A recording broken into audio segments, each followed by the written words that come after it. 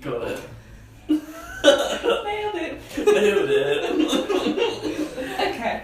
That sounds brilliant. Actually, I'm going to bring something that may be embarrassing up. I don't know. So I looked on your IMDB page, and I want to know about 2007 when you played a character called Young Urchin on Katie Brown's Big Ass Show. Oh god, that was cool. Right, so my first little role, I think I had one line that got taken away from me when I got there because I was probably crap. No, I probably was though. I was really nervous. I was maybe 16 or something like that, and I got this role in it. It was literally one line. I don't think I even auditioned for it. And then I got there, and I remember because I travelled from Essex because I lived in Essex, and I travelled on my own, and I remember the night before I had this really weird thing with my voice. I don't know what happened with it, and I couldn't speak really. No, as in something actually happened to it. I don't know if it was doing the thing where it becomes deeper. I don't know, but it was hello. Literally, my voice would be like this. And 1 minute it'd be oh hey, and it just kept doing this thing where it got really deep, and I was like, why is it doing this on the day that maybe that's why my line got taken, and I was like, what the hell is happening, and why is that happening on the day I've got my first filming thing? And I was like, ugh. So then I got there and I was and I just kept, they're just so weird, and people were looking at me what's going on with you? And I was like, I don't know. And then it was just I don't know, it was this old period thing, and I just walked in the background and just said one line, and they were like, oh yeah. They tried to get, the director kept saying that I looked like Oliver Twist, and then I was like, oh, okay, and then he kept laughing, and I was like, I don't know if this is funny, and they were like, oh, get Oliver out, and I'm like, don't know if I find that funny, and then, but it sounds traumatic. It was just a weird experience, and then I just started getting really bored, and I was like, oh, I don't know if I want to do this anymore, because, as a job, because I wanted to do it for so long, and then I got my first on-set experience, and it was just a bit rubbish, it was so waiting around, but then obviously when you get a character that has something to do, it's not that at all. This one's Polly, and this one is me, because I'm harmless, ain't I? And that's it. So the chicken film was your first feature? Yeah, that was my first feature, and I remember it is quite different to the play and how I acted, because 2 years had gone past. I don't know, I was just so intimidated by it, because I knew, with it being my first role, if I at all offended anyone, my career is just done. I just knew it, and I was just so worried that it was going to be offensive. Also, you don't want to do an offensive performance, You're I just hope people get what I'm doing, and that I'm trying my best, and I'm trying to be respectful, and I'm trying to represent voices that don't really have voices in films that much. I remember when we were developing it, me and Joe, it was he got me this book on child development, and I started reading into Williams syndrome a lot, and then I started getting really worried, and all in my head I was getting all oh wait, you're playing something now, this is where you're going to get offensive, because you're playing something and Richard doesn't know he's got anything different or special about him. And then Joe was like, okay, cool, you've done this now, so now just put it to one side and forget it, and now maybe look at it different. And I was like, okay. And then I just started getting really worried in the lead up. And it just, I don't know, it was getting really intimidating. And then one day my niece, who was 6 at the time, she had been losing her teeth, so she had a lisp. And I was like, well, that's cool. The lisp was really interesting. I was like, Richard wouldn't have the best teeth because they don't even have a bathroom in their caravan. There's nowhere to wash. I was like, well, he doesn't do his teeth then. Yeah. So I was like, wait, what if I use some of that? And then I used to secretly record my niece, who's called Faye, and she's a proper waffler, like me and like Richard. And I'll be like, oh, go on then, Faye, and she'd be going, oh, I remember this one video I had of her, and she was like, oh yeah, she met Jessie J on the moon, and just pure rubbish. And I was like, oh yeah, keep going, secretly recording her. And then later on, I just analysed that really, because she was so full of character and all these little silly lines that she was convinced happened, even though she knew they obviously didn't, and the lisp, and just the fact that she was so how she'd run and stuff. I just observe her running and stuff, and it was she's so carefree. It's Richard is a little bit camp at times with how he runs, but it's because when you're little, you do run like this. Yeah. You don't think, and it's all everything's a game, and you just developing it was totally different, and it's kind of I've never had it with any other character, but it's he's an imaginary person, and it's me and Joe still talk about what he's doing now and what happened after. And I don't know, it's weird because you get this connection that I've never had with any of the other characters, but with this one it's like, oh no, he's really protective. And I remember the first couple of screenings we sat in, and when they were laughing, I didn't see it as a comedy at all at the beginning. Obviously the beginning bit's lighthearted, and I was like, oh, don't laugh, because like that's normal to him. And then now I'm like, oh no, it is funny. And he's more of like, because he's so charming. Yeah. Like, that's like, it was almost like he's so lovely kind of like. Oi! Who are you? Found it! What is it? It's just a golf form, no harm, see it? Enchante, Richard. Enchante. I love the fact that you didn't just take what you were essentially given from the story. You literally sound like you went all out. You considered this guy's whole life. Yeah, we know everything. I remember one amazing thing, so I did this character biography on Richard. Me and Morgan both, who played Polly, we both did one.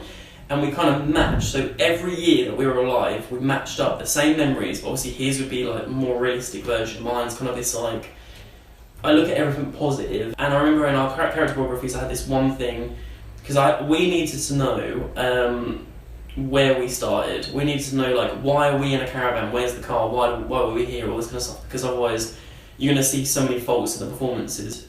I remember the mum had gone off and we were left with the dad and he was left in a lot of debt. And I remember in our character biography we made it as though he'd committed suicide, and then the debt went on us. And the debt collectors were coming in. I'd recently got this Furby because I'd wanted one, and then the brother Polly had bought my character. This is all made up, but he'd bought him this Furby. It'll make sense to me in a while. I'm not going on about it. And then I made up in my character biography that I didn't want that to get taken by the debt collectors, so I went and buried it in the garden.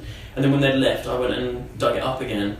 And I remember going to set, and then there was a Furby covered in mud, and I was like, what the hell? I was like, why is that there? Like, what? And there were so many little things from my biography that were there, and the director had given the biography to the set designer, so it was just, you don't even see the Furby in the film, like, but it was there. I don't know, sometimes you are employed to do your job, and you know, it's kind of like, you go and do your thing, and all these departments are going to go and do theirs, but this one was so, like, they wanted to know what would help you, and I don't know, I've got such a bond with nearly every single person on that now, like, just because they just care, and I care about what they're doing. We're all trying to help each other, you know? Yeah.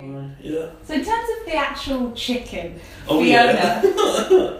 I mean, I've seen other films where kind of isolated, lonely people form this bond with an animal. Yeah. And I thought that was a really interesting part of the story. What do you think Fiona meant to Richard? Oh, he was like a version of a dog, basically. It was like, he wishes he could have a dog, like a dog's like, apparently like a person's best friend or whatever.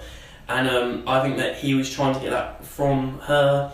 And also, if you notice, like, he does talk to her, like, she responds, and to him, little movements do mean things, and it's kind of like the bit where she walks away from him and he's like, oh, it's going to be like that then. Because it's like, he kind of can gauge when she's pissed off and when she's, like, enjoying what he's saying. And, like, when he's cooking, it's kind of like, he'll tell her how he's cooking. And it's kind of like, to him, it's like she is listening, and it's kind of like just a form of having a communication, a form of having a bond with someone. And I think she means so much. But then when Annabel comes in, it's this realisation of having a real conversation with someone that responds and gives you stuff back, and then he forgets about her a little bit. Yeah. Then I feel like the voicelessness of Fiona is actually kind of part of what that is. I think it's part of, she can't ever say anything bad to him. She can't ever, tease him about him. Precisely. Yeah, she's muted in a way, so it's like you can't do it. Precisely. And then when Annabel does it, I'm like, oh, that's why I don't like people, maybe, because she doesn't do that. She's always there for me. Like, when I was younger, I had a dog, and I was bullied in school, and I had this dog, and it was always been one of them things where, yeah, they're yours, and it's so like, oh, they're always there. When you're crying, they come and snuggle you, So the same thing, but with a chicken. So okay, yeah. Oh my goodness! Get down, Fiona. So when you spoke about considering Richard's future, oh yeah, what would you see for him? Oh, okay, so I think he does taxidermy classes 100% because of the animals in the barn. 100% he's doing that now. I think he loves it. I think it's definitely arts and crafts. I think that he lives on the farm. I think he probably did live there. I think Annabel probably goes to uni.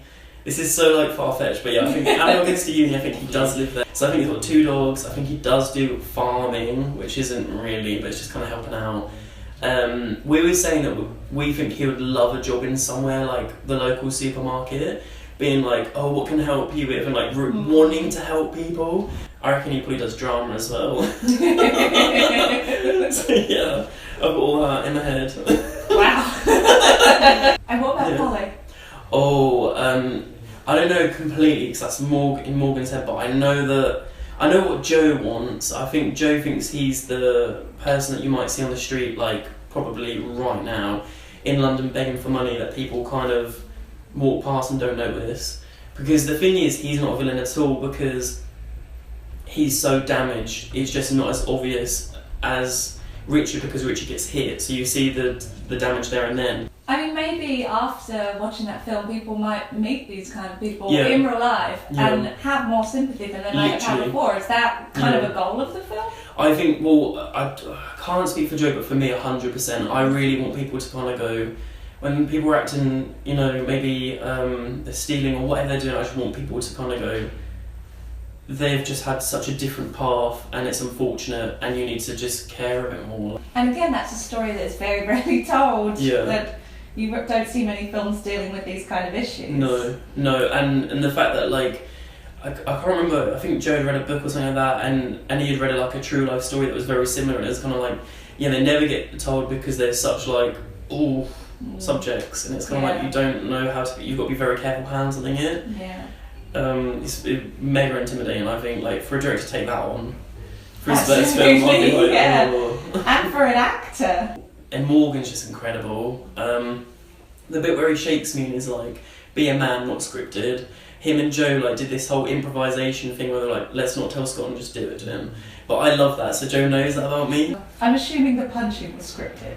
No, that one, Morgan was giving it a go. Ow, what are you doing? But that's like, to take that on in your first film, that role, that's brave. Yeah, it was just I was so paranoid. I remember on the first day, I just got this vibe that everyone on set thought it was crap. Like, because I had no lines. So it was a day of just reaction from Richard. And when a lot of them hadn't heard me do the lines. So they just see me be quite over the top. Because it was just reaction, so it was like, oh, I've forgotten that. But obviously, if we did it, it'd be like, oh, I've got that. But he would be like, you're gonna be quite big. And it's like, oh, okay. And then when they were watching it, I remembered going to Joe after, I was like, I think everyone thinks I'm really bad. And he was like, just keep going, they'll get it. And then I remember like at the end of week 1, they all got Richard. And I was like, oh, yeah, I think it's going well. But I remember one day when I was like, damn, maybe I shouldn't be doing this, And he was like, just trust it. I was like, okay. I mean, I would imagine every actor feels like that, maybe, especially in the beginning, but I mean, what advice would you give to someone starting out? I really don't know, just keep working on you, go to the National Theatre bookshop, this is what I did, and just go in there and ask the guys that work there and go, can you recommend me? I went in there with 100 quid I'd saved up, it was my birthday money. I went in there, I was like, can you just recommend 100 quid, can you recommend me like the best books on acting, and just read them. And I think just don't rely on like, some people will get it easier as well because they've got a good look, or I don't know, they've got a good look, I guess, or it might be like a quirky look, or it might be a really good look, and just don't depend on that. Depend on like that your ability is good and that you're going to be dangerous as an actor, because playing yourself ain't going to get you anywhere, I don't think. That would die out. So what's next for you? I've got a horror film coming out. Yeah, it's really cool. It's called Hush, and it's got Celia Imrie in it, which she's incredible, and then Florence Pugh, who's in Lady Macbeth at the minute, and she's awesome. And we filmed that last year, and I think it comes out this year at some point. So I did that, and then what else is there? I played Ian McKellen in a documentary about Ian McKellen recently, so that was cool. That was intimidating as hell. Am I right thinking Ian McKellen really loved chicken? Yeah, it is cool. Do you know what? It's incredible, because a film like this, is it like also so appreciative that you guys are doing this and all like helping the film, because a film like ours, it's like it does actually need all the help that you can get, because it really was made without any of the typical help you would get from a film. and Joe worked his complete arse off to get that money and to get it happening. And the budget it was made on, it's kind of like, it was just incredible. So anyone, and someone like Ian McKellen helping it, is like, oh, as if, like, because it's huge. So nice. Like, he don't need to do it, and it's like, just thank you for doing it. Well, it's an amazing film. So oh yeah, I'm glad you liked it. It was fantastic. Yeah. So thank you. Oh, thanks for doing this.